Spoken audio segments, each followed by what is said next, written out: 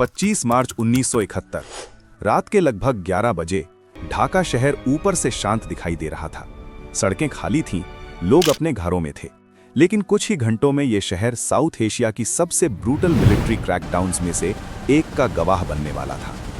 उस रात पाकिस्तान आर्मी ने एक ऑपरेशन शुरू किया, ऑपरेशन सर्च लाइट। ऑफिशियली इसे लॉ एंड ऑर्डर रिस्टोर करने की कार्रवाई कहा गया, लेकिन ग्राउंड पर यह एक वायलेंट सप्रेशन कैंपेन था।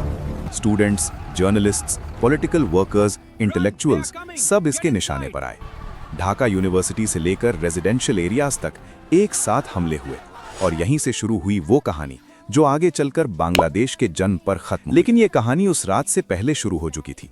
1970 के चुनाव में ईस्ट पाकिस्तान की पार्टी आवामी लीग, जिसका नेतृत्व शेख मुजीबुर रहमान कर रहे थे, ने क्लियर मेजॉरिटी हासिल कर ली।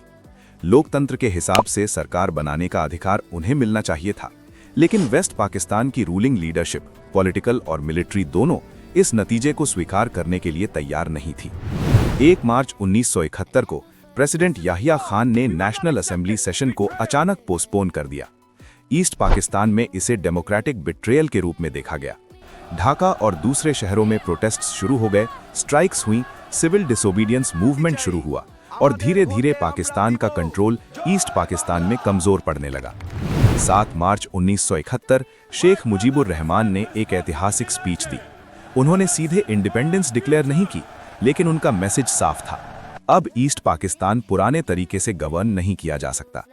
पब्लिक मोबिलाइजेशन और तेज हो गई और पाकिस्तान आर्मी ने इसे कंट्रोल स्लिपिंग अवे की तरह देखना शुरू किया। इसके बाद मिलिट्री ऑप्शन चुना गया और 25 मार्च की रात ऑपरेशन सर्च लाइट लॉन्च किया गया। इसका उद्देश्य था पॉलिटिकल रेजिस्टेंस, स्टूडेंट एक्टिविज्म और बंगाली नेशनलिज्म को फोर्स से क्रश करना। ढाका यूनिवर्सिटी पर हमला हुआ, स्टूडेंट्स और टीचर्स मारे गए, एक्टिविस्ट्स को उठाया गया, मीडिया ऑफिसेस पर कार्रवाई हुई और शेख मुजीबुर रहमान को गिरफ्तार कर लिया गया। लेकिन ये क्रैकडाउन रेजिस्टेंस को खत्म नहीं कर पाया, उसने उसे और मजबूत कर दिया। 26 मार्च के बाद ईस्ट पाकिस्तान में आर्म्ड रेजिस्टेंस शुरू हुई, जो आगे चलकर मुक्ति वाहिनी के रूप में संगठित हुई। ये कोई रेगुलर आर्मी नहीं थी, बल्कि लोकल फाइटर्स, डिफेक्टेड सोल्जर्स और वॉलंटियर्स का नेटवर्क था। इसी दौरान लाखों लोग इंडिया की तरफ भागने लगे। अप्रैल से जून 1971 के बीच रेफ्यूजी क्राइसिस इतना बड़ा हो गया कि इंडिया के लिए ये सिर्फ पड़ोसी देश का इंटरनल इशू नहीं रहा, ये एक ह्यूमैनिटेरियन और सिक्योरिटी क्राइसिस बन चुका था। यहीं से इंडिया का रोल बदलना शुरू हुआ। प्राइम मिनिस्टर इंदिरा गांधी की गवर्नमेंट ने एक तरफ इंटरनेशनल डिप्लोमेसी शुरू की और दूसरी तरफ ग्राउंड पर प्रिपरेशन। इंडिया की इंटेलिजेंस एजेंसी रॉ ने सिचुएशन को क्लोजली मॉनिटर किया और रेजिस्टेंस को स्ट्रक्चर, इंटेलिजेंस और कोऑर्डिनेशन सपोर्ट देने में अहम भूमिका निभाई। इंडिया के अंदर ट्रेनिंग कैंप्स बनाए गए, जहां मुक्ति वाहिनी फाइटर्स को गरिल्ला वॉरफेयर और सैबोटाज की ट्रेनिंग दी गई। उनका काम था पाकिस्तान आर्मी को हर जगह ओपन बैटल में हराना नहीं, बल्कि उसे लगातार कमजोर करना। धीरे धीरे ईस्ट पाकिस्तान के अंदर एक इनविजिबल वॉर शुरू हो गई। रेलवे लाइंस उड़ाई गईं, ब्रिजेस टारगेट किए गए, कम्युनिकेशन सिस्टम्स डिस्टर्ब किए गए। पाकिस्तान आर्मी टेक्निकली स्ट्रांग होने के बावजूद लगातार प्रेशर में आने लगी। उसे हर जगह दुश्मन दिख नहीं रहा था, लेकिन खतरा हर जगह महसूस हो रहा था। अगस्त से नवंबर 1971 सिचुएशन और ज्यादा गंभीर होती गई। बॉर्डर टेंशन्स बढ़ने लगे, मुक्ति वाहिनी ऑपरेशंस जारी रहे और ये साफ हो गया कि फुल स्केल वॉर अब दूर नहीं है। इसी दौरान इंडिया ने सोवियत यूनियन के साथ एक स्ट्रेटेजिक ट्रीटी साइन की, जिससे उसे डिप्लोमैटिक कॉन्फिडेंस मिला। अब ये सिर्फ इंटरनल क्राइसिस नहीं था, ये एक फुल जियोपॉलिटिकल कॉन्फ्लिक्ट बन चुका था। फिर आया 3 दिसंबर 1971। पाकिस्तान ने इंडिया के वेस्टर्न एयरफील्ड्स पर एयर स्ट्राइक्स की और यहीं से वॉर ऑफिशियली शुरू हो गई। लेकिन ये सिर्फ 13 दिन की वॉर नहीं थी, ये महीनों से बिल्ड हो रहे कॉन्फ्लिक्ट का फाइनल फेज था। इंडिया ने तुरंत जवाबी कार्रवाई की और ईस्ट पाकिस्तान फ्रंट पर तेज मिलिट्री कैंपेन शुरू किया। इंडियन आर्मी, एयरफोर्स और नेवी कोऑर्डिनेटेड तरीके से आगे बढ़े और ग्राउंड पर मुक्ति वाहिनी पहले से एक्टिव थी। यहीं इंडिया की सबसे बड़ी एडवांटेज सामने आई, लोकल सपोर्ट। मुक्ति वाहिनी को टेरेन, रूट्स और पाकिस्तान आर्मी की कमजोरियों की पूरी जानकारी थी। पाकिस्तान आर्मी के लिए सिचुएशन मुश्किल हो गई, क्योंकि उसे बाहर से इंडियन मिलिट्री प्रेशर मिल रहा था और अंदर से रेजिस्टेंस। ये दोहरी मार थी।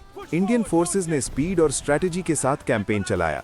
उनका फोकस था कम्युनिकेशन कट करना, मेजर सिटीज आइसोलेट करना और ढाका को जल्दी प्रेशर में लाना। ये स्लो वॉर नहीं थी, ये रैपिड कोलैप्स क्रिएट करने की स्ट्रैटेजी थी, और यही हुआ। 14 दिसंबर 1971 ढाका में बंगाली इंटेलेक्चुअल्स की टारगेटेड किलिंग्स हुई। डॉक्टर्स, प्रोफेसर्स, राइटर्स, ये वॉर के सबसे डार्क चैप्टर्स में से एक था। और फिर 16 दिसंबर 1971 ढाका में पाकिस्तान ईस्टर्न कमांड ने सरेंडर कर दिया। Lieutenant general A.K. नियाजी ने सरेंडर डॉक्यूमेंट पर साइन किए। करीब 93,000 पाकिस्तानी पर्सनल ने आत्मसमर्पण किया।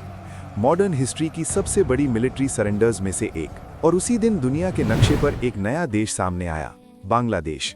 लेकिन अगर इस पूरी कहानी को सिर्फ 13 डेज की वॉर कहा जाए तो ये अधूरी होगी, क्योंकि बांग्लादेश की शुरुआत तब हो चुकी थी जब डेमोक्रेटिक मैंडेट को डिनाई किया गया, जब पॉलिटिकल क्राइसिस को फोर्स से दबाने की कोशिश हुई, जब ऑपरेशन सर्च लाइट ने रिप्रेशन को रेजिस्टेंस में बदल दिया, और जब लाखों लोग अपने घर छोड़ने पर मजबूर हुए।